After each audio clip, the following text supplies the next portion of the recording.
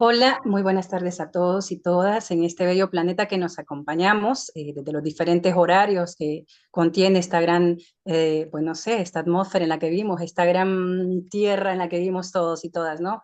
Bienvenidos a su espacio sociológico internacional de la Organización Cambio Global. Hoy le damos continuidad a un tema justamente que tiene que ver con el planeta, con el globo terráqueo, la globalización. Así es que nada, hoy estamos acompañados nuevamente con el especialista en la materia de la sociología de la globalización, nuestro querido compañero y colega Halbris, que nos acompaña, por supuesto, desde México, ¿verdad? Él nos va a continuar en este diálogo, en este análisis, en este gran aprendizaje, porque nos preguntarán por qué nos tardamos un poco más en esta especificidad, ¿no? Lo que pasa que es que global, ¿no? Y hay diferentes dimensiones que hay que abordar. El día de ayer, si no estoy mal, abordamos diferentes perspectivas, como lo que son la dimensión política, la dimensión social, esa dimensión hasta ambiental, tocamos ayer, ¿no? En el trayecto vamos a ir nosotros indagando, introduciéndonos un poco más, ¿verdad? Sin más, mi querido Jarvis, venite a este gran espacio para seguirlo desarrollando desde la sociología, ¿no? Que nos acompañamos el día de hoy. Te cedo el espacio para aprovecharte al máximo. Adelante, bienvenido nuevamente. Gracias. Claro que sí. Entonces continuamos con el tema como los venimos planteando. En estas tres etapas de la globalización, podemos notar que hay actores, ¿no? Sujetos protagonistas. En la última etapa, ya en la fase de la globalización como tal, vemos que pues se homogeniza y ahora los actores precisamente son empresas multinacionales, gobiernos que están operando, digamos, de manera interconectada, organizaciones internacionales, dígase la ONU, por ejemplo, y también los consumidores. Es decir, ahora los consumidores tienen un papel importante en las transacciones, en las operaciones de comercio. Y ahora, pues quizá los jóvenes de hoy digan esto, pues es algo obvio o es algo sin importancia. O sea, ¿cuál es la importancia de esto? Bueno, precisamente antes era imposible o era muy difícil que una sola persona adquiriera un producto pues de una distancia tan lejana y en tan poco tiempo, ¿no? Y a un precio tan bajo. Es decir, las empresas han aprovechado todas estas plataformas, precisamente todas esas estructuras para comerciales para poder reducir sus costos y competir en el mercado global. Y de esa manera, pues también el beneficiado termina siendo el individuo, ¿no? Los consumidores, cuestión económica, precisamente. Y bueno, también esto pues le está conectado precisamente con cuestiones, obviamente, si estamos hablando de consumos, pues es algo cultural, ¿no? O sea, es algo que está ahí, que permea y que bien pues lo aprovechan la sociedad de esa manera. Entonces tiene ese beneficio, por así decirlo, que antes no se veía, ¿no? Y bueno, pues cada uno de estos actores o sujetos protagonistas, pues también cumplen un papel importante en todo el sistema, en toda la estructura, desde el punto de vista sobre todo económico y social, ¿sí? Y bueno, entonces sigue siendo pues una clave para ello la competencia.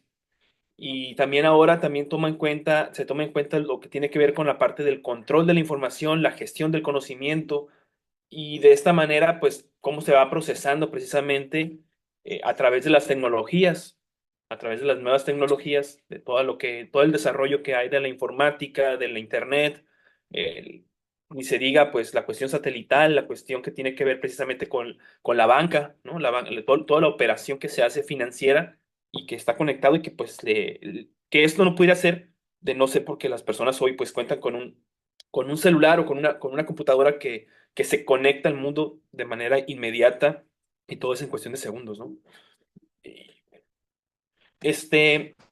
un ejemplo clásico, por así decirlo, sí, está extraído del libro de Juan Ignacio Palacio y de Carlos Álvarez, el libro que se llama El mercado de trabajo, análisis y políticas de Madrid. Y y es un ejemplo, o sea, yo lo supe pues precisamente en el curso que les comentaba que tuvimos sobre globalización y competencia, pero yo había escuchado ejemplos muy similares, ahorita comento. Pero este es el caso de la Barbie, ¿no? De la muñeca Barbie, que supongo que todos sabemos, sabemos qué es, ¿no? Si no mal recuerdo, es una muñeca que comenzó en Alemania como un juego en una cantina y después alguien le vio esto como este potencial para hacer un juguete infantil cuando realmente no estaba diseñado de esa manera. Pero pues en la evolución de la muñeca está inmersa también la globalización. Si vemos el esquema este que les presento, viene la materia prima, lo que es el plástico, el pelo, está fabricado en Taiwán, Japón, mientras que la parte de los moldes, las pinturas se desarrollan en Estados Unidos y en China se hacen, por ejemplo, los tejidos de algodón, ¿no? Toda la cuestión de la vestimenta. Bueno, eso era en un entonces, ¿no? Ya estamos hablando de hace 20 años que estaba planteado esto.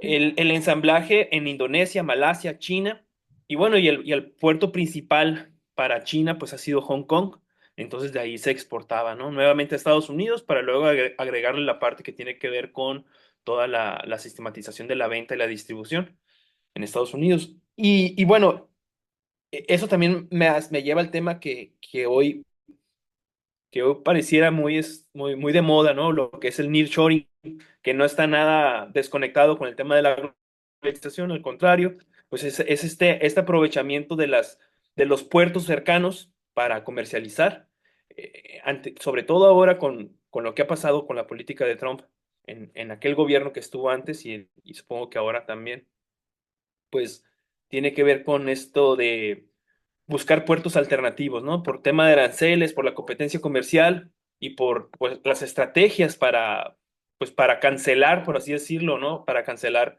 esos acuerdos que estaban antes, pues China busca entonces nuevos puertos para comercializar y esos comercializan no con Estados Unidos directamente, sino con puertos como los puertos mexicanos, por ejemplo, y ya de México se pasa el producto a Estados Unidos.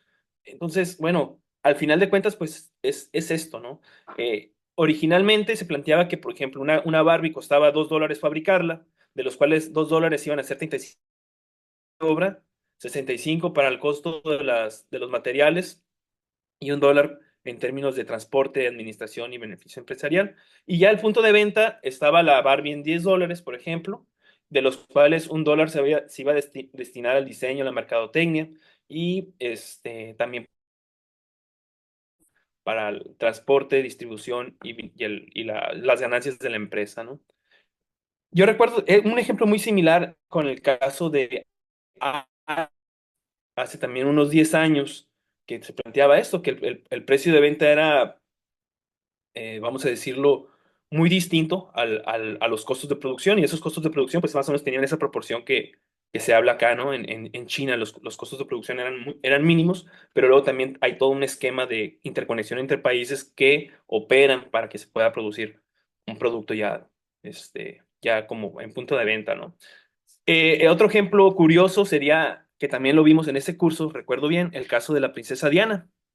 A lo mejor las generaciones nuevas no están tan enterados, pero pues este suceso marcó la historia también pues de muchas generaciones, porque pues había todo un tema, ¿no? Ya se han hecho series incluso sobre la princesa Diana.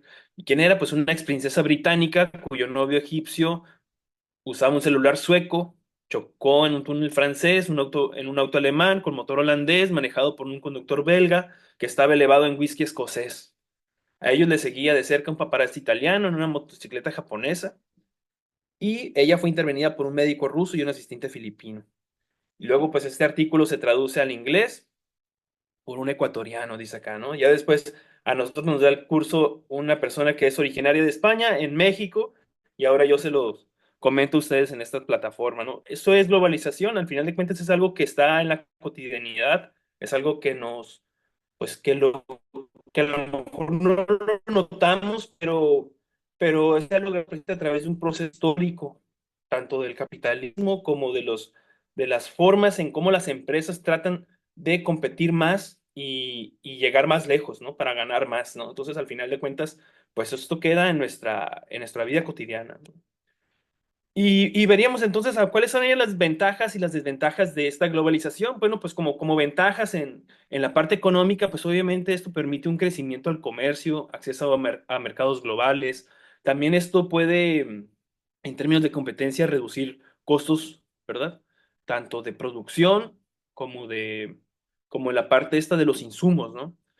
Y bueno, también eso facilita que pueda haber una mayor velocidad en la difusión de las innovaciones y también en la parte social, pues que tenga un mayor acceso a la información, al intercambio cultural.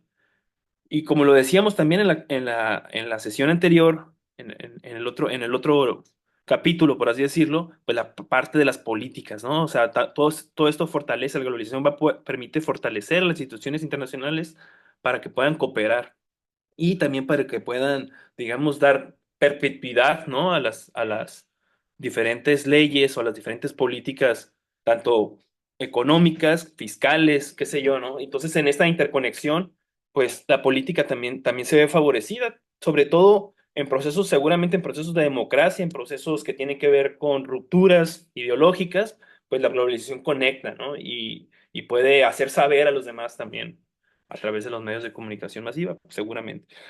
Y las desventajas, de manera muy resumida, pues también es que no se ha logrado reducir la brecha entre los países desarrollados y los países que están en vías de desarrollo. Es decir, estas promesas de la misma globalización, del capitalismo, pues también digamos, eh, pues extendido más, ¿no? Esa brecha y países potencia pues se aprovechan con mayor facilidad de los recursos y de las estrategias de explotación seguramente, y los países en vías de desarrollo pues no logran cambiar, ¿no? Dar ese brinco, ¿no? Como lo debería de hacer.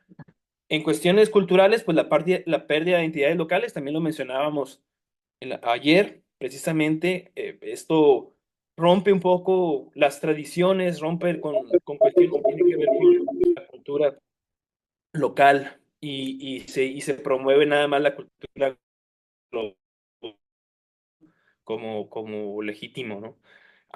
Cuestiones ambientales, pues ni se diga, todo este desarrollo industrial, pues tiene una afectación real, ¿no? En términos ambientales, un incremento en las emisiones, todo esto que se habla de la huella del carbono, en todo lo que tiene que ver precisamente con, pues, el calentamiento global, la escasez de agua en ciertos territorios, la parte del petróleo, por ejemplo, la dependencia del petróleo.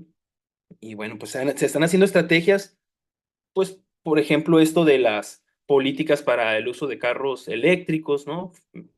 Reducción pues, algunos incentivos para que las personas cambien, digamos, sus modos de consumo. Sin embargo, pues todavía no ha llegado a permear a toda la sociedad, solo está como en ciertos niveles y eso pues nos habla todavía de un reto, ¿no? Que no hemos logrado cumplir.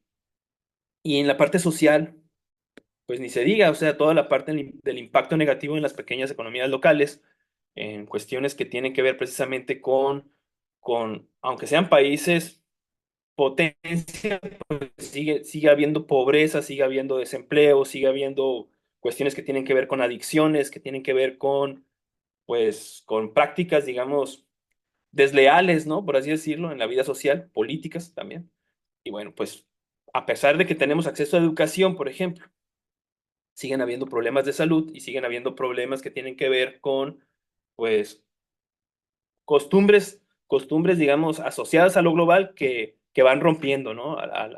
Lo ideal de la sociedad, ¿no? Eh, y no deberíamos dejar de lado hablar de temas que tienen que ver precisamente con la globalización. En los años 90 se dieron varios movimientos a nivel mundial donde había protestas. A esas personas que estaban protestando, sobre todo en eventos importantes como el G20, por ejemplo, eh, personas que estaban en contra de la globalización y tal cual sus pancartas hablaban de esta crítica, ¿no? A la dominación de grandes corporaciones y el tema de los países hegemónicos. Entonces, a ellos se les llamaba como globalifóbicos. Hubo muchas manifestaciones que fueron sometidas, pues, que hubo mucha violencia y, y pues marcó también marcó la historia de las juventudes, ¿no? Y curiosamente, pues también había esos globalifílicos que estaban a favor del capitalismo, a favor de la globalización, y pues se encontraban en choque, ¿no? En términos ideológicos. Esto después se ve, digamos, opacado por la misma evolución de la globalización y, y pues fue, digamos, de manera sutil, ¿no? Como se fue eliminando, ¿no? Esta lógica radical, donde pues las mismas personas que pertenecían a grupos de izquierda o grupos de choque, no sé, aprovechaban la misma globalización para seguir, digamos, construyendo sus argumentos.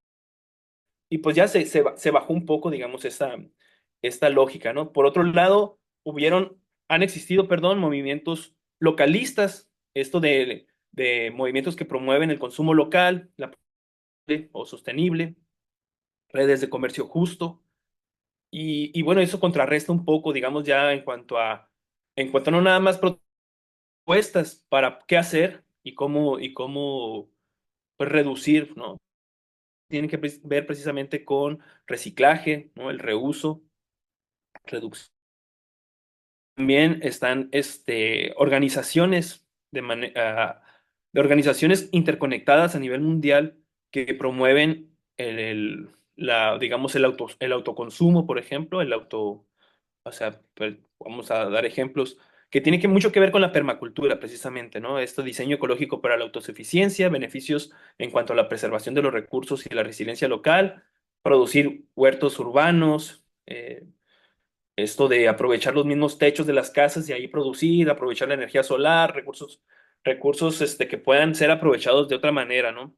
A diferencia de lo que se ha promovido a lo largo de la historia en términos pues de la industria, ¿no? La industria independiente del petróleo y el comercio voraz, por así decirlo, ¿no? Entonces, pues aquí hay como algunas propuestas que son reales, ¿no?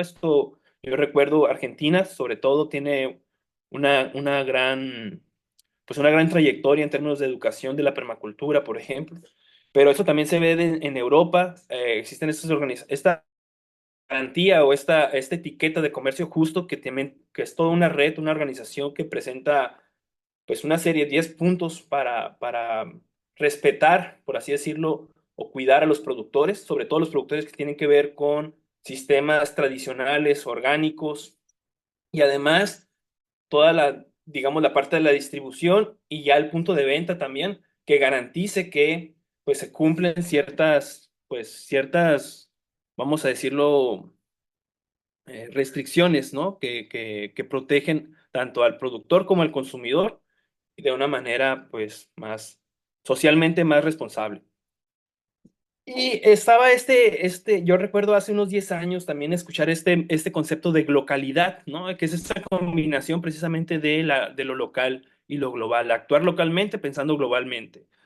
Existen algunas iniciativas urbanas con impactos pues reales, ¿no? En términos de lo que pueda pasar en el mundo y está relacionado precisamente a las energías renovables, la agricultura urbana, el rescate de la cultura y las tradiciones. Entonces, es como generar esta conciencia a nivel social de que lo que uno consume pues puede ayudar a personas que están cercanas a uno, ¿no? Y que pues también se reducen los costos de distribución, se apoyan a las culturas y a las comunidades locales, y esto es para resistir precisamente, es una cuestión de resistencia y de apoyo mutuo, ¿no? Que es importante rescatar seguramente. Y bueno, y otros problemas, ¿no? que son derivados de la globalización en términos sociológicos, pues no está mal, no está de más hablar del cambio climático, ¿no? Datos que son reales en cuanto al aumento de la temperatura global, en cuanto a las emisiones que generan tanto los carros como las industrias, y pues también la producción, ¿no? Es decir, por ejemplo, el caso de la ganadería, pues también es como la cuestión que tiene que ver con la sobrepoblación en ciertos puntos concentrados, digamos, en pequeños territorios, y además, pues, que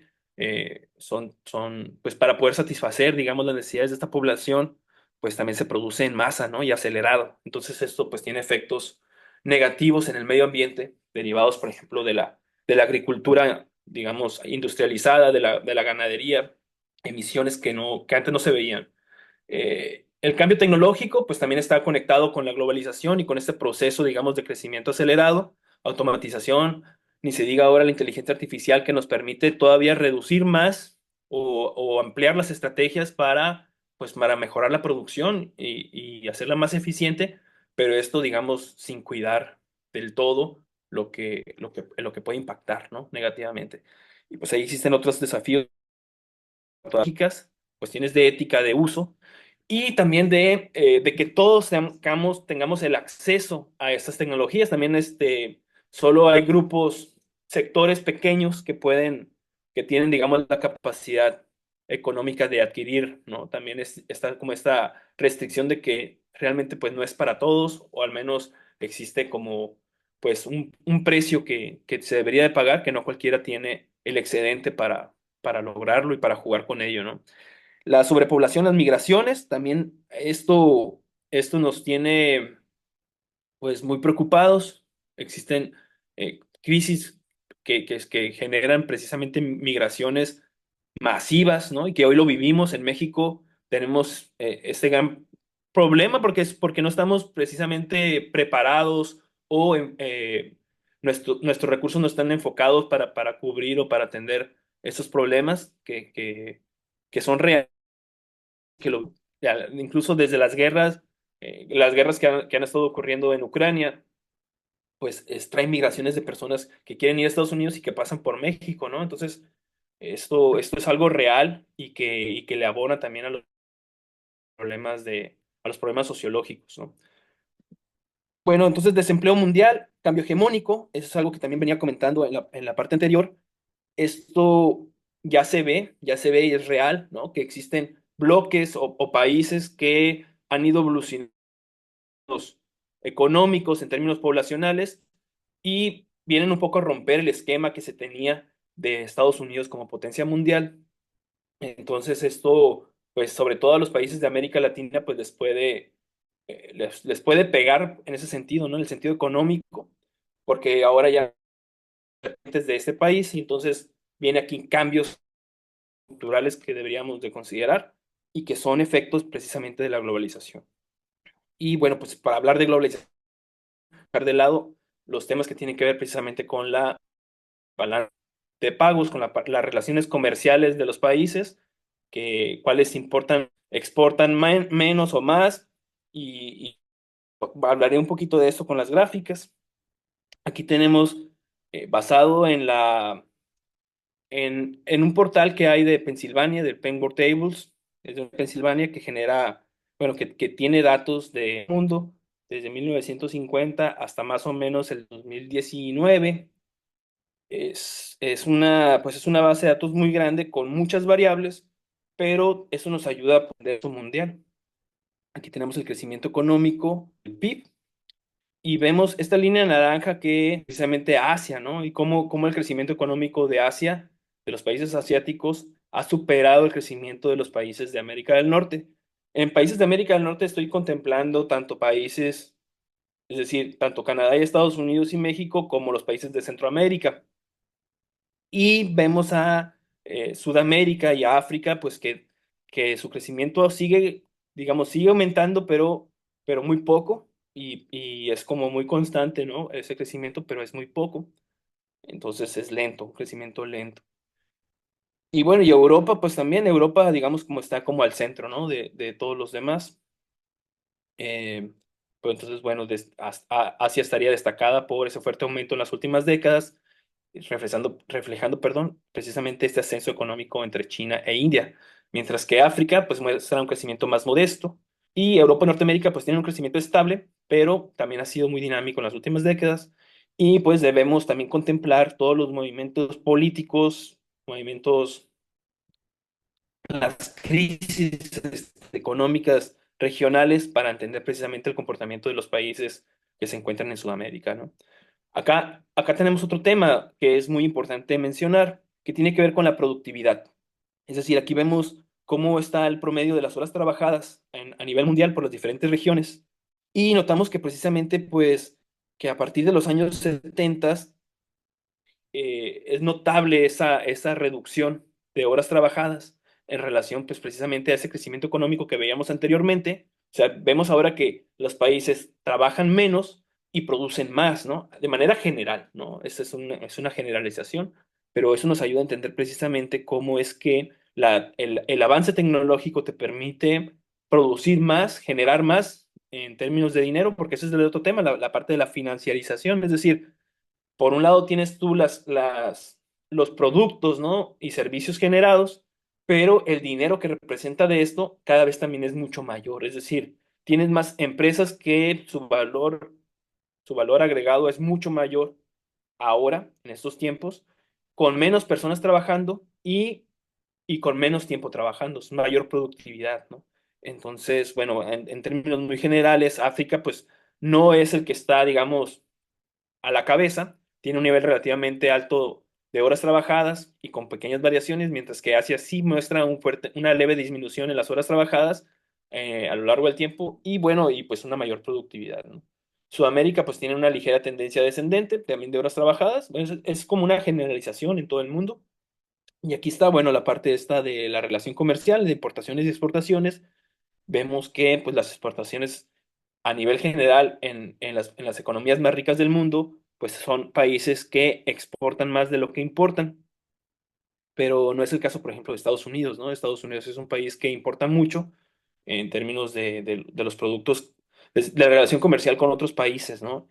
Y bueno, entonces en la medida que este país deje de importar tanta mercancía en estas cuestiones, digamos, proteccionistas, pues eso se le afectará a la economía de los países que exportan más. ¿Me explico? Y esto trae consigo, es decir, estas, digamos, decisiones económicas que se han llevado a cabo a lo largo del tiempo en el mundo, pues le afectan a la cultura de los individuos. Es decir, si te afectan en tu trabajo, si te afectan en tus ventas de la empresa en la que trabajas, pues eso también repercute en la capacidad adquisitiva y pues también tendremos que adaptarnos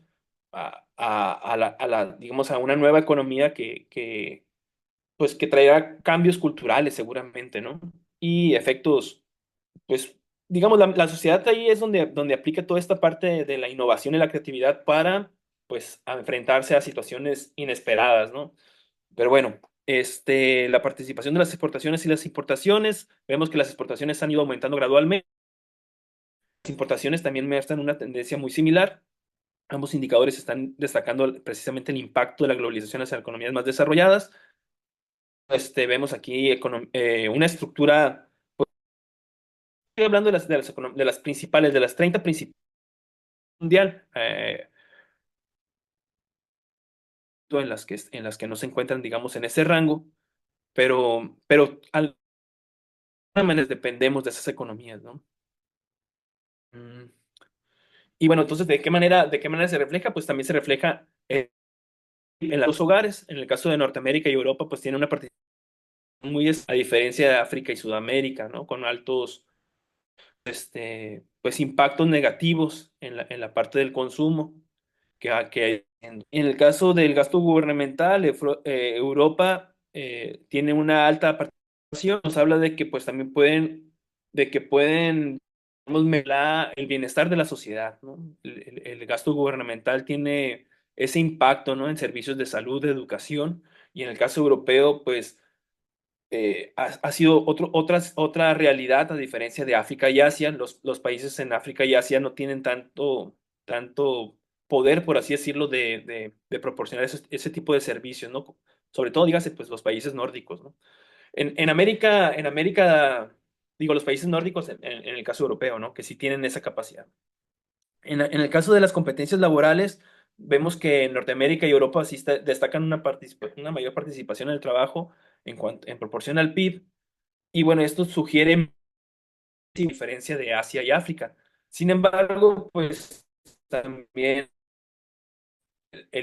tiene que ver, tendríamos que considerar el tema salarial y por otro lado la parte de la inflación. Ese es un factor que debemos también tomar mucho en cuenta. Es decir, a pesar de que ganes más o trabajes más, ¿qué tanto están aumentando los precios? Y bueno, y también esto tiene que ver un poco con el tema arancelario, ¿no? Las políticas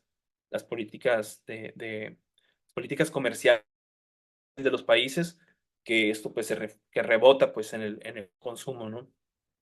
Y bueno, pues entonces pudiéramos ver que la globalización sigue siendo un fenómeno que es inevitable, que es multifacético, que requiere cierta gestión equilibrada. Y bueno, esto pues para lograrlo es importante promover la transferencia equitativa de la tecnología y también de los conocimientos. Desarrollar políticas públicas que puedan fomentar entonces la igualdad y la sostenibilidad y reconocer la importancia de los valores colectivos como una guía para poder tomar decisiones tanto que tienen que ver en el ámbito económico como en el ámbito social. Pero pues no debemos de desaprovechar estos beneficios que nos puede generar la globalización para mejorar, ¿no? Nuestra vida, tanto la comunidad como el medio ambiente. Entonces, depende mucho de la voluntad, de la creatividad, de la innovación de las personas, de las organizaciones para poder, digamos, superar, ¿no? Los retos que están ahí presentes. Y bueno, eso sería todo de mi parte. Quedo entonces atento a si existen algunas preguntas o algunos comentarios, pues estoy a su disposición y también pues para un futuro, ¿no? Si existen algunos otros temas en los cuales pudiéramos colaborar, pues con todo gusto.